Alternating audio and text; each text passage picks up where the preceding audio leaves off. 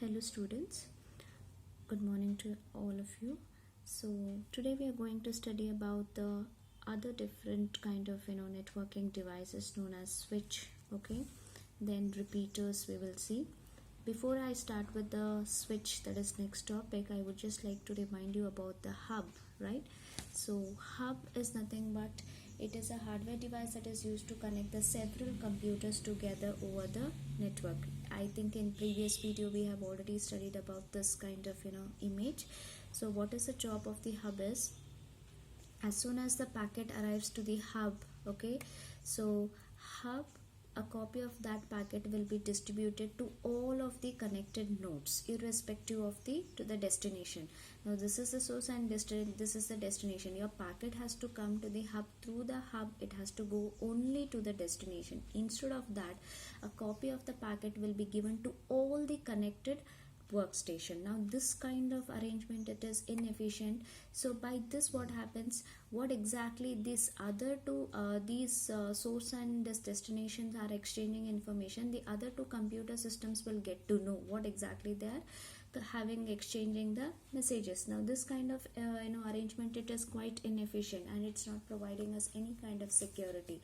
So in order to overcome this kind of disadvantage in hub, we are studying about the switch.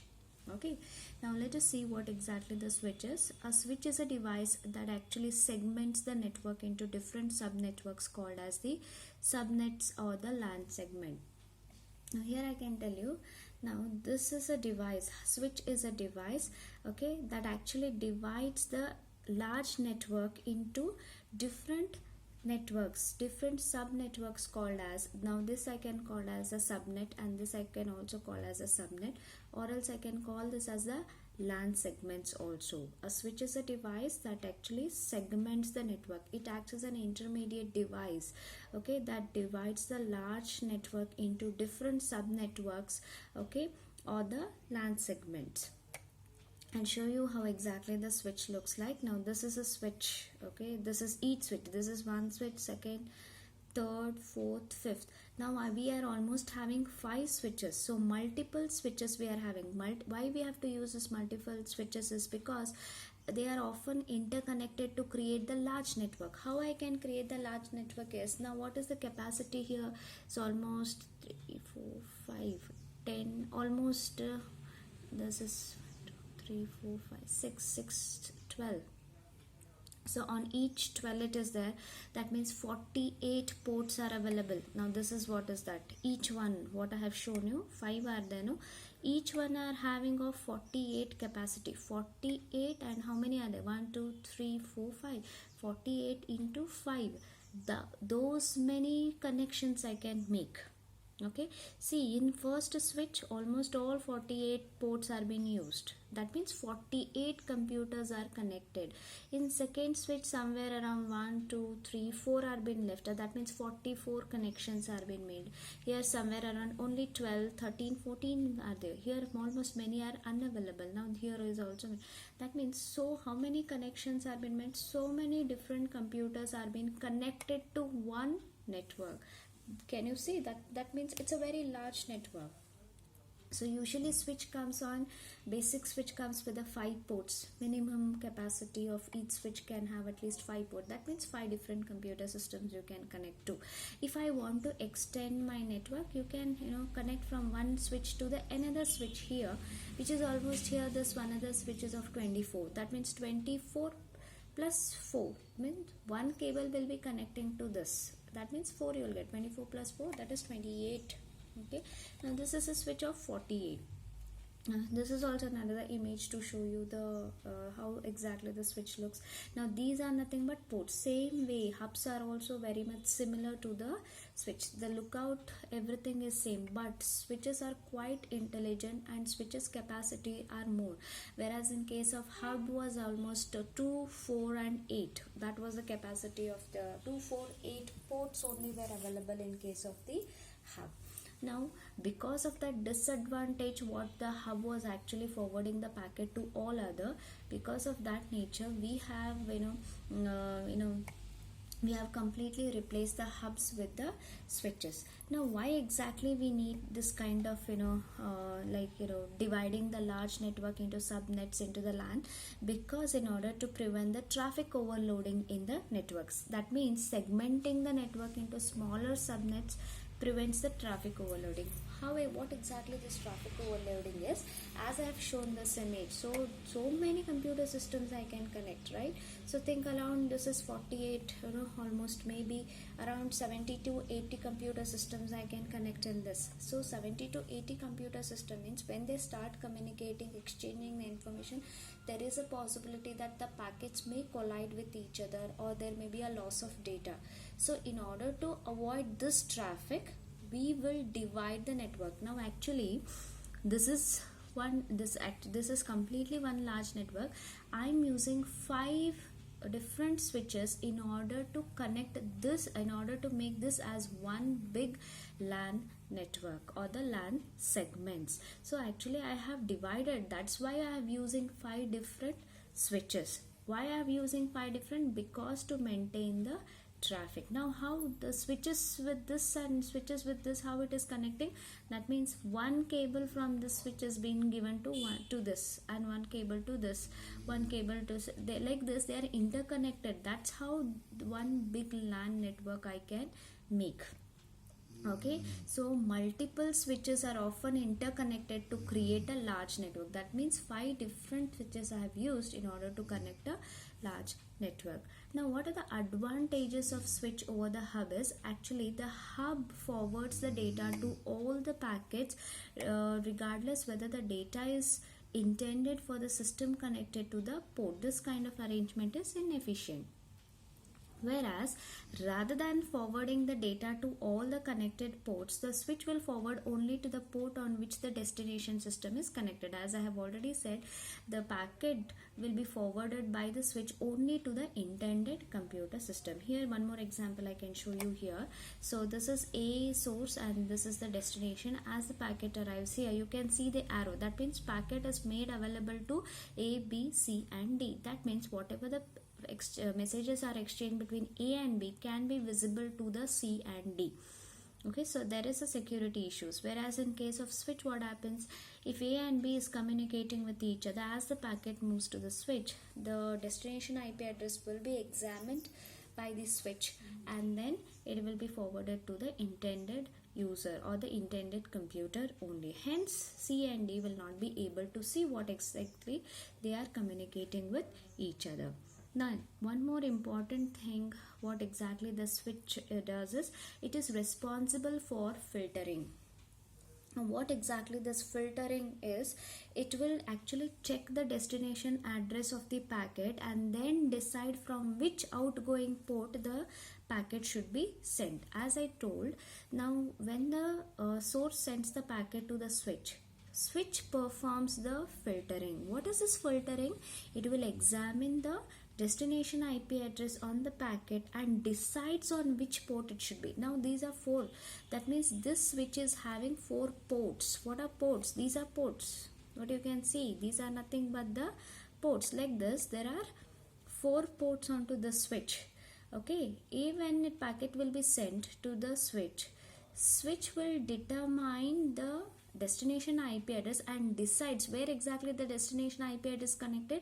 It is connected on the second port and hence the data has been forwarded to the second port. Now this process, checking the destination address of the packet and then deciding from which outgoing port the data has to be forwarded, this process is nothing but the filtering, or you can say it is a transforming the data in a specific way, and forwarding packets between the LAN segments is also called as a filter.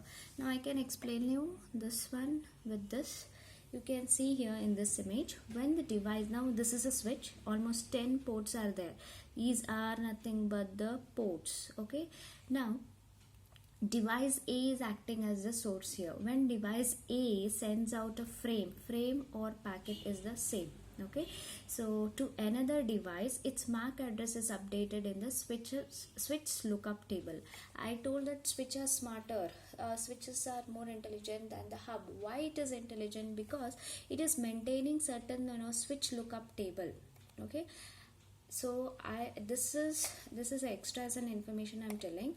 Now as I'm telling that switch will identify how the it will identify the destination address and all I'm telling, but how exactly it is maintaining the destination addresses I'm explaining here. So as the packet, so this is acting as a source. Now as the source sends the packet to the switch will examine from which port I am actually getting the packet. It will examine, it will see from the second port I'm getting the packet. Then in its table it will register what is the IP address of this device A, 0260 12 34 and 56. It will note it down, and through which port it is connected, port 2. Okay, this is how it will recognize from which device I'm getting the answer. I'm getting the packet. Now what exactly the packet? I usually said the packet will consist of the destination address. It will also consider the source address plus the data what it is to be sent. Now this is nothing but the packet, or you can also call it as a frame. Why we are calling is frame is a terminology used in the data link layer. Packet is a terminology which is used in the network layer, but both are the same. Now and there are different B, C devices whose IP addresses are different. Now let us see the next slide here. Yeah, in this image, now A is acting as a source. Now device C is acting as a destination. Now look at your packet. What is the destination address? That is everything, right? The starting is everything is same. The next here two bits are, here the bits are changing, 12, 34 and 56. Can you see the device C?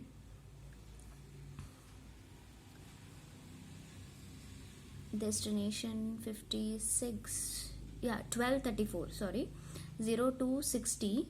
Now this one source address is acting as device C, and the destination address is device A is acting as a destination here.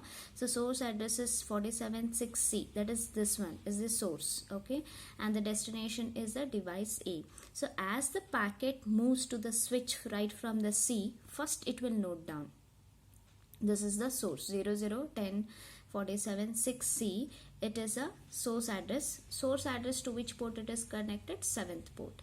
Similarly, when the packet reaches to the switch, what does the switch will do? It will check for the packet. It will see the destination address to where I have to drop this packet. Switch will start examining the first it may go to the 6th port, and it will examine the destination IP address. Doesn't match, it will not forward the data to this port 6. Instead, the packet will go to the next port for the 5th one. 5th is not connected, it's unavailable. It may go to the 4th is not connected. It may go to the 3rd, it is not available. So it may come to the 2nd. So there is one computer which is being connected at the 2nd port, and it will check for the destination IP address. Yes, here the destination IP address matches at which port? Port 2nd. It will mark in its table at port 2 there is a destination IP address. This one it will mark it. It will register into its table. Understood? That's once it is registered, then the packets will be immediately sent only to the port 2, and this is how only the source and the destination address will exchange the information, whereas the device B and device D will never come to know what exactly the source and destination are exchanging the information. Now what happens if the second time, think now device A is replying back. Okay, now when the device A sends the packet to the switch will not register, because already it's with that destination address from which port it is connected, already it has got to know. So it will accept the data, right? Yes, I'm getting the reply from the port 2 which is already been registered in my table. It will understand where it has to go, destination IP address. It will see whether that destination is there in my lookup table. It will check, yes, this is acting as a source for me, 56 is acting as source, 6C will acting as a destination. Then it will check for the 6C to which port it is connected, whether it is registered in my table. It will check, yes, it is already registered. To which port? 7. Directly it will forward to the 7th port. Understood? Suppose device A is sending a packet. Now this is source. Now device D is a new one, new destination is I have choose now. Device D, if it is a destination, then as the packet comes to the switch, okay, from the port 2, it has already been registered, it will identify. It will check the destination IP address on your packet, which is 85C 1A. Now this it will find it's a new destination address. Correct? So what it does, it will start searching again. Whether 3 is connected? No. 4 is connected to any system? No. 6? No. 6 it will come for. 6 is not registered in its table, hence it will check its IP address. Doesn't match, so it will not forward. 7th it will not check only, because 7th IP address is different, already it knows. It skips, goes to the 8th, it is not available. 9th, no. 10th, it will come to 10th and it will check its IP address. It matches. When it matches, first it will record its IP address in its table and then forward that table to the 10th. Like this, for the first time, whenever it is communicating, every time it will register. That means it will come to know at second, this is the IP address is there. At the 6th port, this is what IP address is there. At 7th port, this is what IP. At 10th. Once it knows at which port, which computer system is connected, obviously its communication will be very fast. Forwarding data will be very fast. It need not to examine if every time whenever it is transferring. That is why we say switches are more quite intelligent comparatively to the any other hubs. Okay, now if the LANs are segmented through the switches, then they are called as a switched LANs. That means if your LANs are being connected using switches, that means if your network, consider this is your network. If I'm in my network, if I'm using the switches in order to connect my LAN network, then I can call it as a switched LANs. If I am using the hub to connect my network, I cannot call it as a switched LANs. I hope you're understanding. If I'm using the switch to connect my network, I can call it as a switched LAN. And in case if I'm using the Ethernet cables, okay, or we know that these are all Ethernet.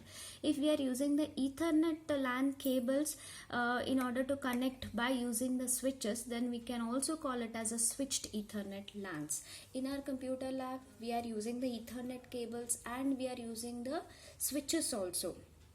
Okay, then that kind of a network I can call it as a switched Ethernet LANs.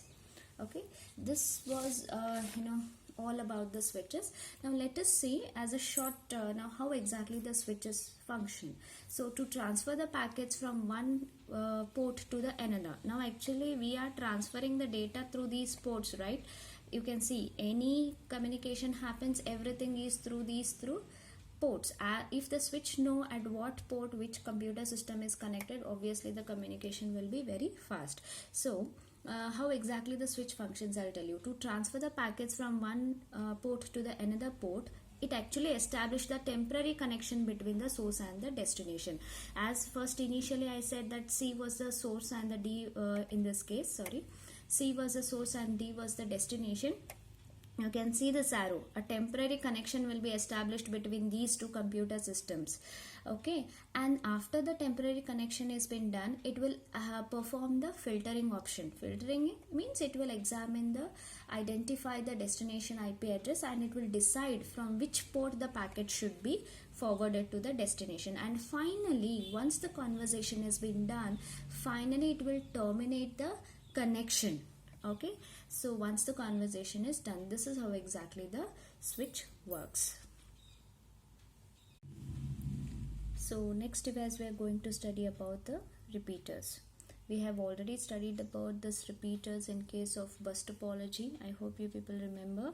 So if I want to extend the bus topology, I need to add an extra segment in the sense the cable extra segment I need to add it. So if the source is at the first computer system and if the destination is at the 20th computer system in a single cable, okay, when two cables are being joined, if that means I can say it's a coaxial cable, two segments when they are being joined. So as the packet reaches to the 20th signal, the strength of that signal will be very much weakened. if the signal is weakened, obviously the capacity of that message will be degraded and that message becomes useless. Even though if it reaches to the destination, you will not be able to clearly hear the voice. I can give one telephone example also.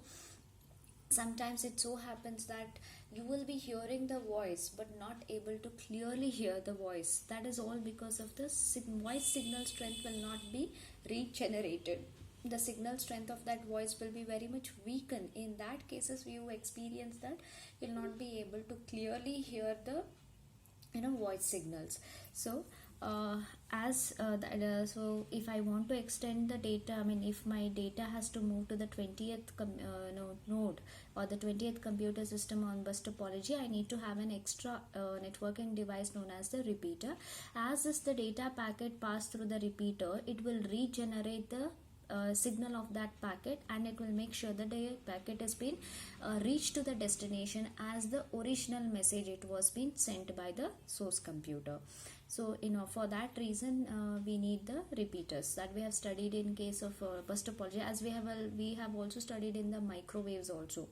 There is unguided media. Whenever we need to transmit the data wirelessly by using the microwaves, okay, because microwaves propagation is very high for a very long distance. Whenever we want to transmit the data, then we are using the microwave links. Microwave antennas are the very high gain antennas, okay, but they have to follow the line of sight propagation. As there also the data is moving wirelessly, as it is, if it is a long distance, we need to have the frequently repeaters there so that the signal strength will be enhanced. So in all those cases we have already studied what exactly the repeaters is. So we will just see how exactly the repeaters work. So since the signal loses its strength as it passes along cable, it is often necessary you need to boost the signal with a device known as the repeater. You can see here the cable is around 200 meters of Ethernet cable. I hope Ethernet cable, everywhere we are discussing about the Ethernet cable, I have already shown you. So as source, when it sends the signal, it will be very much clean signals. As it is moving, it is being distorted, that means disturbed signal, weakened signal. Okay, suppose if I have a repeater in between, whatever the clean signal, original signal was there, same kind of signal will be given, handed over to the destination also. This repeater is a device that actually amplifies a signal that has been transmitted, and it will rebroadcast it onto the network. Now amplifying is nothing but amplify, I've already told, it will strengthen the signal. Amplifying means enhancing the signal strength, that is nothing but it will amplify. And what it is, rebroadcasting it onto the network. Rebroadcasting means broadcasting, in the sense making that packet or the data available to all the connected devices. Hub, what it does is it makes sure that it is broadcasting that packet to the all the connected device. That is the broadcasting, what exactly the hub does. So this repeater, what it will do, okay, it will accept the data from the source, okay, it will regenerate the signal and rebroadcast it, means retransmit the data to the destination. That is nothing but the rebroadcasting. Here you can see, now here is actually the source. This is one city, okay, here is one person, this is another city. Actually your data communication is happening between the city to the person who is in the other village, and the city to the another village here. So in between all you can see there are some mountains, hills and all, right? So here is the antenna. So when the signals are being started moving from the city, okay, it is if at all, if the microwave, if it is there, it has to follow the line of site of propagation, and it cannot penetrate through any of the walls. Now any of the hills or the mountains becomes an obstacles for them. So what happens, on very high height, okay, there we have placed a repeater. What this repeater is, it will immediately identify the incoming signals. It will automatically accept the data it will amplify, it will strengthen the signal strength, and it will rebroadcast. And when it rebroadcast, the frequency range will be so high that it will clearly, with a clean signal, it will reach to the destination. This is how exactly the repeaters work. And usually the repeaters are being used in the long distance network lines, which actually exceeds the maximum rated distance for the single run. That means usually we are using this repeater in where we are exceeding the maximum distance. Now actually maximum distance here actually was only 100 meters.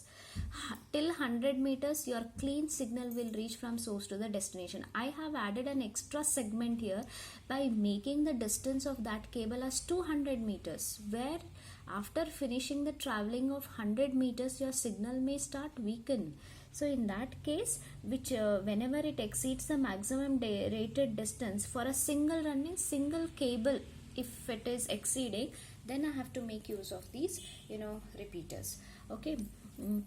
Over a long distance, the cables connecting the network may lose the signal transmitted. If the signal strength degrades, it may fail to reach to the destination, or even though if it reaches also, it makes the message useless as its strength is degraded. As I said, if this kind of signals, if you are receiving as a voice signals, obviously there will be a lot of disturbance, or sometimes your signal may pause, voice communication may pause, and you may say that I couldn't hear it properly, your voice was stopped, it was paused, I couldn't hear it, so say once again. So this is what you are experiencing because of the not using the repeaters. Okay, so therefore repeaters are installed all along the way to ensure that the data packets reach their destination without any kind of degradation.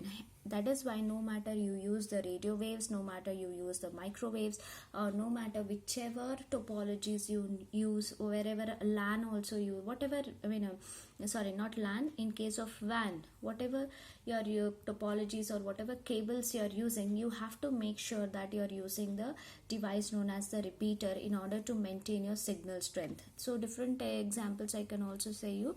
Here you can see these are two different cities. A barrier is a hill here.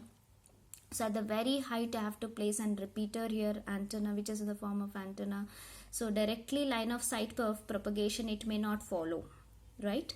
So if at all, if I'm using the microwaves, okay, it may not follow here the line of sight propagation. So what it does, as your signals start moving, this repeater will detect, because it is having the capacity of broadcasting. So it will detect the incoming signal, it will automatically will accept the data, it will regenerate, and it will start rebroadcasting those signals, and hence it may reach to the signal. You can say communication only possible by bouncing the signal through the repeater. Bouncing in the sense regenerating the signal. Okay, and here also you can see there are so many devices here. Okay, it might be the computer system, different computer system, it is a printer here. As your data has been passing through any of these computer system, the signal strength you can see very high it is, but as it is moving on the long distance, the strength of the signal is almost weakened.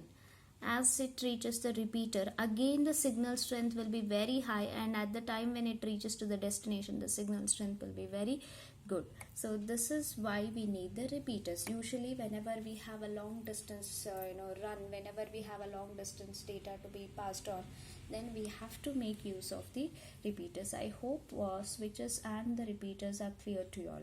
So we will meet you in the next video class, where we will study some more networking device. Okay, till then, take care.